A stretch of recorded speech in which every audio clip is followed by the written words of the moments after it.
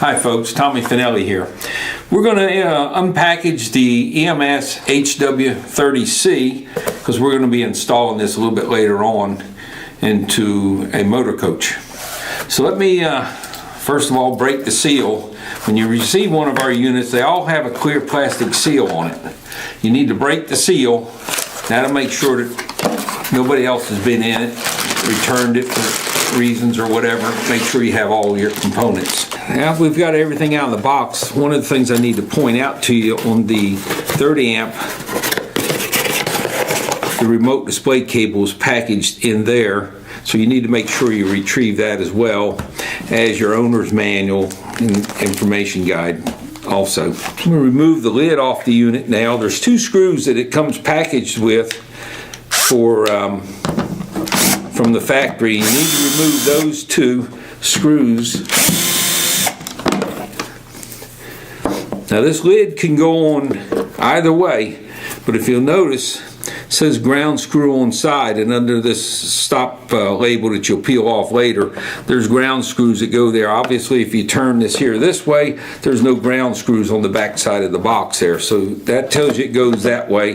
This tells you the input, and this tells you the output or the load and line also. For later on when you're doing your installation work here, there is a wiring diagram on the inside of your lid also that'll give you some information there. Packed inside, you should have a little screw packet kit.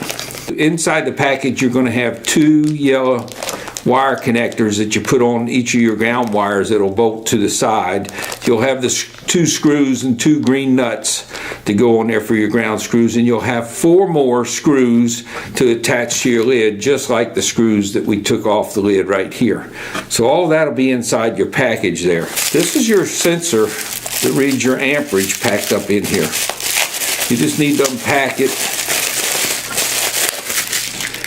right here. Now, something I'll point out now, and I'm going to point it out later in the installation, there's a little arrow on the one side. When you do the install, you need to make sure that arrow points towards the contactor. This is the remote display, so you got to make sure that that's packed in there. And this is what your display looks like here. On the front of the display, this is your bypass switch. The switch should always be down.